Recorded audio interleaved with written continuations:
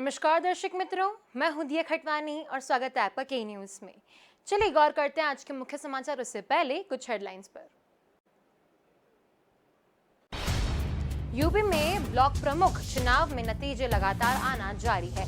भाजपा ने अब तक 825 ब्लॉक प्रमुख सीटों में 365 से ज्यादा सीटें हासिल कर ली है और जीत दर्ज कर ली है। भाजपा प्रत्याशी 349 सीटों पर निर्विरोध विरोध कर रहे हैं।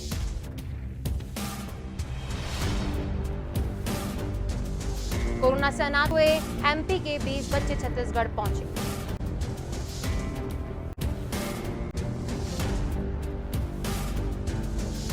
मध्य प्रदेश में इंदौर के पास पीथमपुर में दुनिया का 5वां और एशिया का सबसे लंबा high speed super car testing track Natrax बनकर तैयार हो गया है।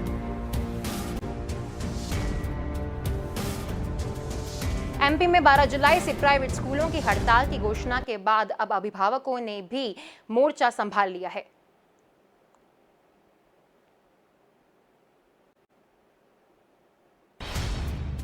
एमपी में ओबीसी आरक्षण मामले में सीएम शिवराज सिंह चौहान ने पूर्व सीएम कमलनाथ पर पलटवार किया है।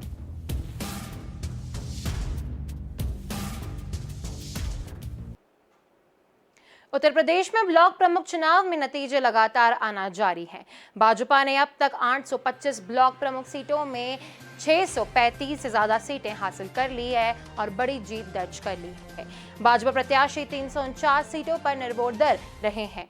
सीएम योगी ने जीत पर खुशी जताते हुए कहा कि हम 635 से ज्यादा सीटें जीत रहे हैं। चुनाव की अहमियत इस बात से समझी जा सकती है कि पार्टी के बम्पर जीत पर पीएम नरेंद्र मोदी ने बधाई देते हुए इसे योगी सरकार की नीतियों की जीत बताया है। नतीजों को देखें तो सपा 100 का आंकड़ा भी नहीं छू पा रही है। अब तक सपा के 55 सीटों पर जीत मिली है। राजधानी लखनऊ की 8 सीटों में से भाजपा ने 7 और निर्दलीय ने 1 सीट जीती है, जबकि सपा का खाता तक नहीं खुला। प्रधानमंत्री मोदी के संसदीय क्षेत्र बनारस की 8 में से भाजपा को 5 सीटों पर जीत मिली है। सीएम योगी के जिले गोरखपुर में भाजपा ने 20 में से 18 पर कब्जा किया है। कुल 825 पदों में से 476 पदों के लिए दोपहर 3 बजे तक वोट डाले गए। इससे पहले शुक्रवार को नाम वापसी के बाद 349 ब्लॉक प्रमुख को निर्विरोध चुन लिया गया है। इनमें 334 से ज्यादा भाजपा के प्रत्याशी हैं। वोटिंग को शांतिपूर्ण तरीके से निपटाने के लिए पुलिस और प्रशासन अलर्ट है।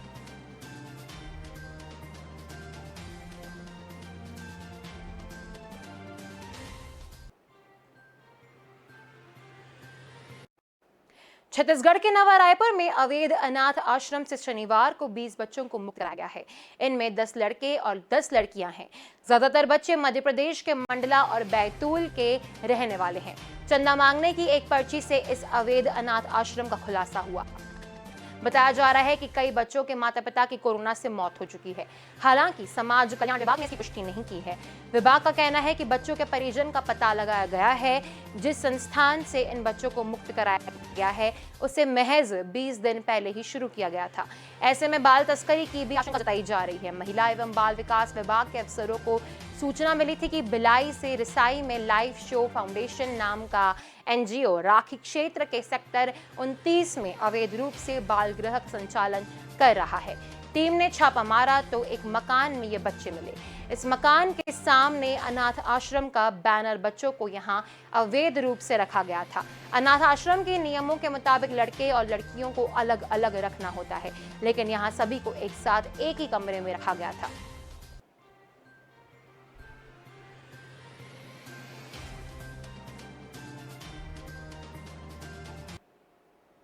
एमपी के इंदौर में कहा जा रहा है कि इसका दुनिया का 5वां और एशिया का सबसे लंबा high speed super car testing track notice बनाकर तैयार हो गया है। यहाँ कारें दौड़ती रहीं, हवा से बातें करती हैं।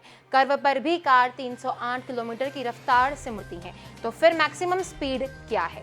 इसकी कोई लिमिट नहीं, यानी आप जितनी रफ्तार से कार दौड़ा सकते हैं दौड़ाइए। 2960 एकड़ में बना इस ट्रैक से देश में ऑटोमोबाइल इंडस्ट्री को रफ्तार मिलेगी।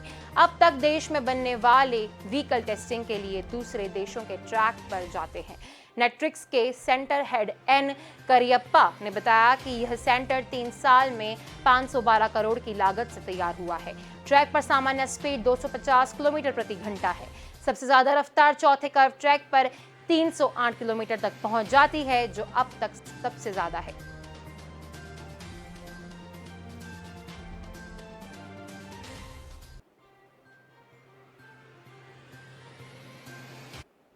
एमपी में 12 जुलाई से प्राइवेट स्कूलों की हड़ताल की घोषणा के बाद अब अभिभावकों ने भी मोर्चा संभाल लिया। जबलपुर में जहां नागरिक उपभोक्ता मंच ने निजी स्कूल एसोसिएशन को 48 घंटे का नोटिस भेजकर हड़ताल वापस लेने को कहा है, तो भोपाल में पेरेंट्स सरकार के ट्यूशन फीस लेने और तीसरी लहर की आशंका के चलते अभी स्कूल नहीं खोलने के निर्णय का खुलकर समर्थन कर रहे हैं।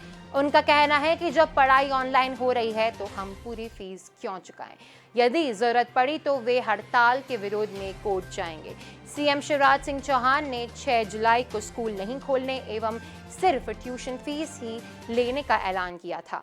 8 जुलाई को प्राइवेट स्कूलों की संस्था association of unaided private schools Madhya Pradesh के पदाधिकारियों ने इस घोषणा के विरोध में 12 जुलाई से स्कूल बंद करने की चेतावनी दे दी थी। इसी दिन शाम को सरकार ने ट्यूशन फीस लेने का आदेश भी जारी कर दिया था। इसके चलते प्राइवेट स्कूल संचालकों ने 12 जुलाई से ऑनलाइन पढ़ाई बंद करने एवं फर्स्ट टर्म यानी त्रैमासिक एग्जाम नहीं लेने की बात कहते हुए अनिश्चितकाल के लिए हड़ताल पर जाने की चेतावनी दी है।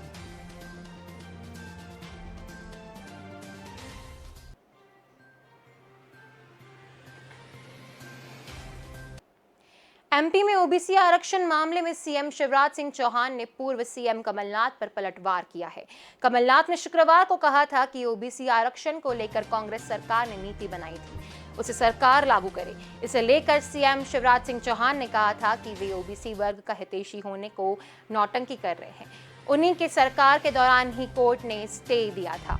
सीएम ने कहा था कि जितना नुकसान कांग्रेस ने एससी, एसटी और ओबीसी वर्ग का किया है उतना कोई नहीं कर सकता। पिछड़े वर्ग के केवल वोट बैंक के लिए अयोध्यादेश जारी कर दिया है, बाद में इन्हीं ने स्टे करवा दिया था। इनकी माने तो बोले ओबीसी वर्ग के हितैषी उन्हीं के सरकार में कोर्ट से स्टे मिला था और तो ढंग और वर्कआउट करना था। वो जानते थे कि इसमें कुछ नहीं होना है। उन्हीं की सरकार में कोर्ट से स्टे मिला, अब ओबीसी के हितैषी होने का नाटक कर रहे हैं। उनकी नीयत ठीक नहीं है। सीएम ने कहा कि भाजपा हमेशा कमजोर वर्गों के साथ रही है। ओबीसी के आरक्षण के संबंध में जो भी प्रयास किए जा सकते हैं वे हर संभव किए जा सकते हैं।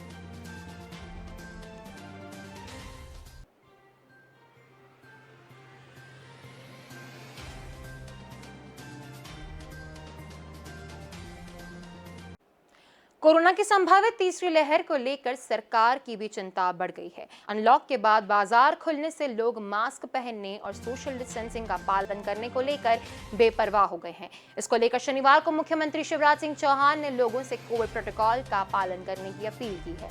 चौहान ने मीडिया से बात करते हुए कहा कि मैं प्रदेशवासियों से अपील करना चाहता हूं कि सावधान रहें। यह सही है कि मध्य प्रदेश में पॉजिटिव प्रकरण काम आ रहा है। आज 27 आए हैं, एक्टिव केस भी 392 बचे हैं, लेकिन जी का वायरस डेल्टा प्लस वेरिएंट ये सब इतने खतरनाक हैं। एक बार यह फिर से फैलना शुरू हो गए तो बाद में बहुत कठिनाइयां होंगी। मुख्यमंत्री ने कहा कि सरकार हर संभव उपाय कर रही है। मैं रोज समीक्षा कर रहा हूं, टेस्ट भी हो रहे हैं, नए केस आने पर कॉन्टैक्ट टेस्टिंग भी हो रही है, संक्रमितों का आइसोलेट भी किया जा रहा है। सरकार की तरफ से तीसरी लहर की तैयारी के लिए उपाय किए जा रहे हैं। यह बहरूपिया वायरस रूप बदलता है, इसलिए सावधान रहने की जरूरत है। इसलिए जनता मास्क लगाएं, दूरी का पालन करें और संक्रमण को रोकने के लिए अनुकूल व्यवहार करें।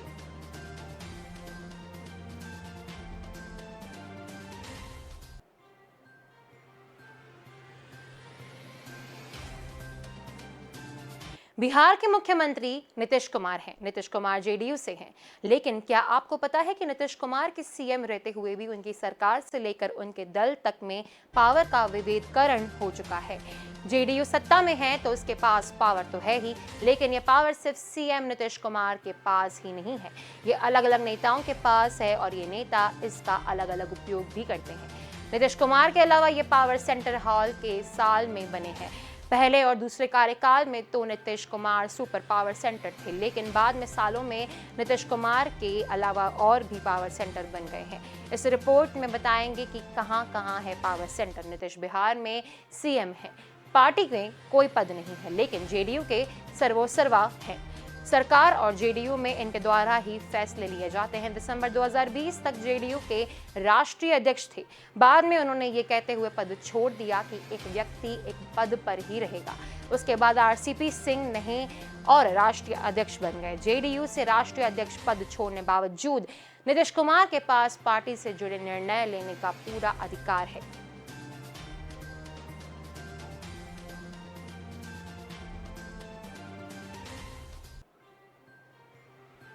तो चलिए, वक्त तो चला एक छोटे से ब्रेक का। जल्द मिलेंगे इस ब्रेक के बाद।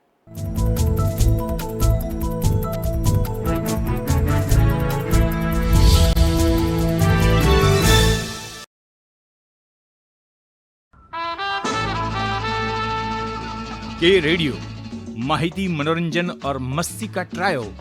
के रेडियो कहीं भी कभी भी, दिन हो मंगलमय से लेकर गुजरा हुआ जमाना तक का सफर। के रेडियो आप सुन रहे हो के रेडियो।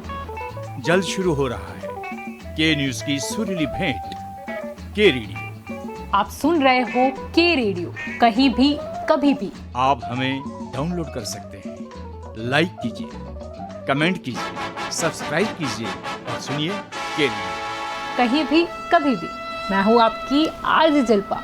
रे रे रे रे मारी सवार, ये गाना सुना ही होगा आपने। चलो सुबह हो गई, मस्ती की कश्ती, दिन का सफर सुहाना, एक शहर एक नजर, जनवाणी, सुनहरी दोपहरी, ये शाम मस्तानी, ढल गया दिन, नगमों की बारात, गुजरा हुआ जमाना, फिर वही रात है, मनोरंजन, माहिती और मस्ती के साथ। आप सुन रहे हो के रेडियो, कहीं भी कभी भी।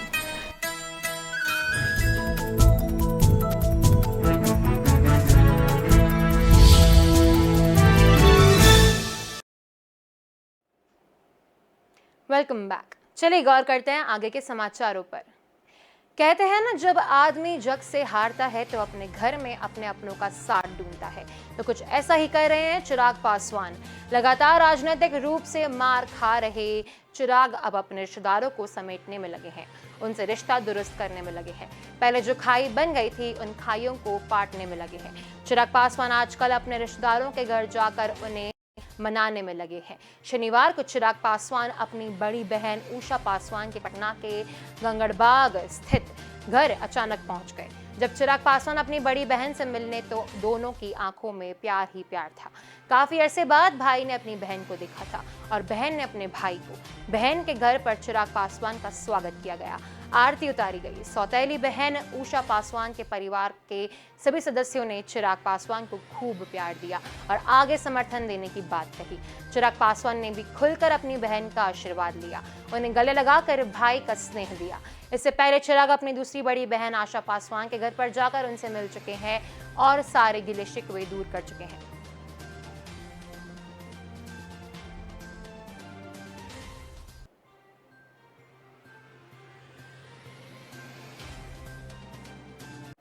बिहार की पूर्व उप मुख्यमंत्री राबड़ी देवी उत्तर प्रदेश की योगी सरकार पर शनिवार को भड़क गई। महिलाओं के साथ हो रही बदसलूकी पर तीखा वार किया है। कहा, उत्तर प्रदेश में राक्षस राज है, किस मुंह से वो अपने को बाबा और योगी कहते हैं, यह तो ढोंग की पराकाष्ठा है। बता दें कि इन दोनों यूपी में पंचायत चुनाव के दौरान जमकर हिस्सा की खबर है। इससे योगी आदित्यनाथ सरकार की आलोचना भी हो रही है। राबड़ी देवी ने यूपी सरकार की आलोचना करते हुए आगे लिखा है, पुलिस के भेष में गुंडे कानून की रखवाली कर रहे हैं। राबड़ी देवी ने यह सब लिखते हुए महाभारत के उस दृश्य को याद किया है जिसमें दुशासन द्रौपदी के चीरहरण कर रहे थे।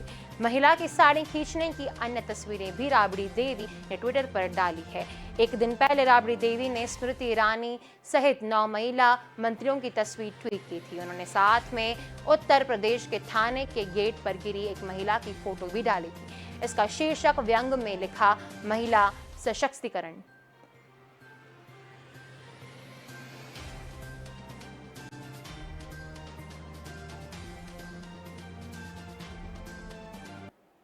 रायपुर की पुलिस ने महाराष्ट्र के रत्नागिरी से आयशा और उसके मंगेतर इरशाद को नोएडा से गिरफ्तार किया है। हाल ही में इस लुटेरी जोड़ी ने रायपुर के डीडी नगर इलाके के एक अपार्टमेंट में लूट की वारदात को अंजाम दिया है। आयशा और उसका साथ ही कोरोना वैक्सीन के सर्वेयर बनकर अपार्टमेंट में रहने वाले संजीव कुमार के फ्लैट पर पहुंचे थे। मौका पाकर उसकी पत्नी के गले पर चाकू डाया और जेवर, मोबाइल फोन व आईपैड लेकर भाग गए थे। इसी केस में पुलिस ने दोनों को पकड़ लिया और लूट का माल भी बरामद कर लिया। अब तक की जांच में इनकी साजिश और घटना से जुड़े जो फैक्ट सामने आए हैं वो काफी दिलचस्प हैं। आयशा पेशे से सीए है। ये ऑनलाइन ट्रेंडिंग में दलाली का भी काम करती है। व्हाट्सएप के जरिए ये कुछ साल पहले रायपुर के संजीव कुमार के संपर्क में आई थी। प्रोफेशनल परिचय से अलावा दोनों के बीच बातचीत इस कदर होती रही कि संजीव ने इसे अपने घर का पता भी रखा दिया। शेयर के पैसों के मामलों में आयशा के संजीव से 4 लाख रुपए लेने थे। संजीव रमक करके शेयर के पैसों व 4 लाख की वसूली के लिए रची साजिश थी ये। और कहा जाता है कि वसूली करने की साजिश रची के साथ पुलिस ने अपने जांच में पाया कि घटना वाले दिन से पहले आयशा रत्नागिरी से रायपुर आई। बाकायदा संजीव के घर की रेकी थी, उस पर नजर रखी गई थी कि वो अब कहां आता है और कहां जाता है।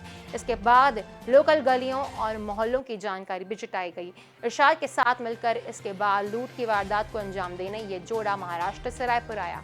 घटना को अंजाम देकर दोनों यहां से निकल चुके थे।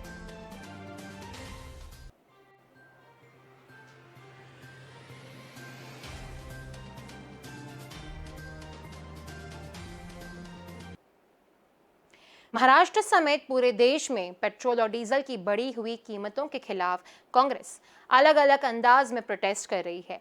इसी कड़ी में शनिवार को मुंबई कांग्रेस के प्रदेश अध्यक्ष बाई जगताप के नेतृत्व में शहर के एंटॉप हिल के बरणी नाका इलाके में एक बैलगाड़ी मार्च निकाला गया। मार्च के दौरान सबसे आगे चल रही बैलगाड़ी पर मुंबई कांग्रेस अध्यक्ष बाई जगताप अपने 2 दर्जन समर्थकों के साथ खड़े थे।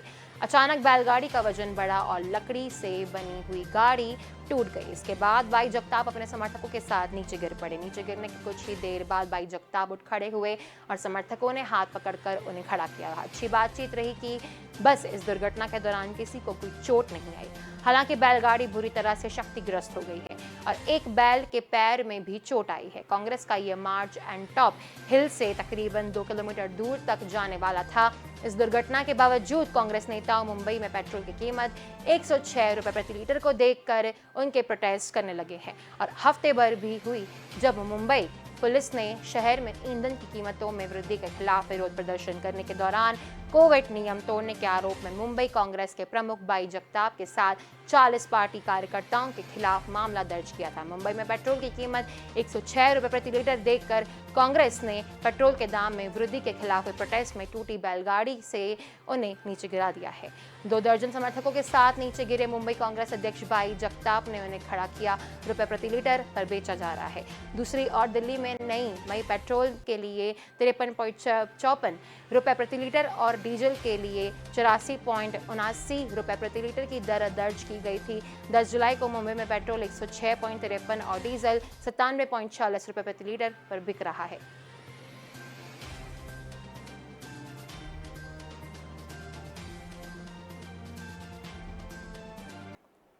मुंबई के मेरा बायंदर इलाके में इस मामले को अंजाम देते हुए कहा जा रहा है कि अब तक मुंबई के चालान कटने पर ट्रैफिक पुलिसकर्मी से बड़ी पीटी। एक ट्रैफिक पुलिसकर्मी संग बदतमीजी तक युवक और युवती को भारी पड़ी है। नो पार्किंग में गाड़ी खड़ी करने के बाद उनका चालान कटा और दोनों ट्रैफिक कर्मी से भिड़ गए।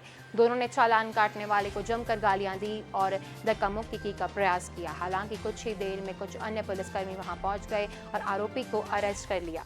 इसके बाद कुछ मिनट पहले तक धमकियां देने वाली की सारी हेकड़ी निकाल ली गई और हवालात में पहुंचने के बाद अब वो रोता हुआ नजर आया। मीरा रोड पुलिस स्टेशन से मिली जानकारी के मुताबिक घटना गुरुवार दोपहर की है। आरोपियों की पहचान अरुण रतन सिंह और मीना अरुण सिंह के रूप में हुई है। इस घटना का एक वीडियो भी सामने आया है जिसमें दोनों ट्रैफिक कर्मचारी संग गाली गलौज करते हुए नजर आ रहे हैं। ट्रैफिक पुलिस वाला उन्हें समझा रहा है कि उनकी गाड़ी नो पार्किंग में खड़ी थी, इसलिए उनका चालान कट गया, लेकिन वे लगातार उससे उलझते नजर आ रहे थे। वह वीडियो ट्रैफिक हवलदार के साथ काम करने वाले टोइंग हवलदार ने अपने मोबाइल फोन से तैयार किया है।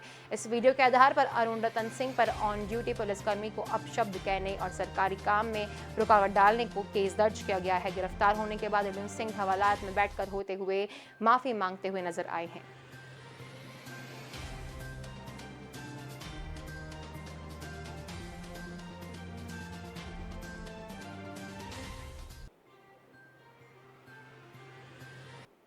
आईओसी ने जोर दिया है कि टोक्यो ओलंपिक कोविड-19 से सुरक्षित रहेंगे, लेकिन जापान में ऐसा कुछ देखने को शायद नहीं मिल सकता है। ऐसा कहा जा रहा है कि सुरक्षा पर संदेह पैदा हो गया है। स्वास्थ्य विशेषज्ञों का कहना है कि ओलंपिक खेलों के कारण देश में वायरस का भीषण प्रकोप हो सकता है। देश में केवल 15% लोगों को वैक्सीन लगा दी गई है। इनमें बहुत लोगों को आयु 65 साल से अधिक है। इसमें युवा आबादी खतरे में पड़ने की आशंका है। 23 जुलाई से शुरू होने वाले खेलों को 2 सप्ताह पहले जापान में संक्रमण 2 माह में सबसे अधिक है। 60,000 एथलीट, कोच, पत्रकार और अन्य लोगों के आने की संभावना है। कोबे यूनिवर्सिटी में संक्रामक बीमारियों के विशेषज्ञों का कहना है 2020 में स्थगित हो चुके ओलंपिक खेल अब ओलंपिक से समूचे जापान में वायरस फैलाने की आशंका है, लेकिन खेलों से पूरे जापान पर वायरस फैल सकता है। ओलंपिक आयोजन समिति ने खेलों के लिए जापान पहुंचे वाले लोगों के लिए गाइडलाइन बनाई है। लोगों का सुरक्षा बबल में एकदम अलग से हिदायत दी गई है। आईओसी के अध्यक्ष थॉमस बैच ने गुरुवार को टोक्यो पहुंचने पर कहा कि मुझे इस दिन का 1 साल से इंतजार था। उन्होंने आश्वासित किया है कि एथलीट बेफिक्र होकर टोक्यो आ सकते हैं। इटावा वह कहना है कि अधिकतर एथलीट युवा और स्वस्थ हैं, मतलब उनको बुरी तरह बीमार पड़ने की संभावना नहीं है। खेलों में आने वाले 80% लोगों के वैक्सीनेटेड होने की उम्मीद है। दूसरी ओर जापान की 85% आबादी को अभी वैक्सीन नहीं लगी है। ओलंपिक से जुड़े आयोजित में कुछ लोग संक्रमित हो चुके हैं। मई में सोशल रिले के बीच 8 लोग वायरस से प्रभावित हैं।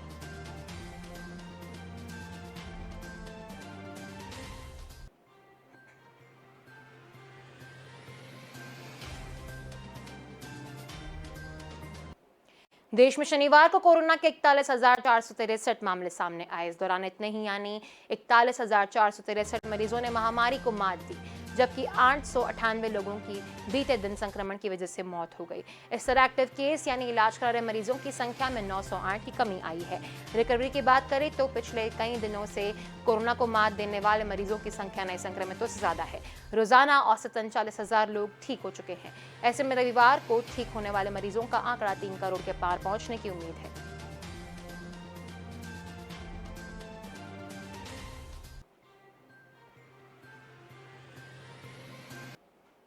तो अभी के समाचारों में बस इतना ही। अधिक जानकारी के लिए देखते रहिए के न्यूज़। नमस्कार।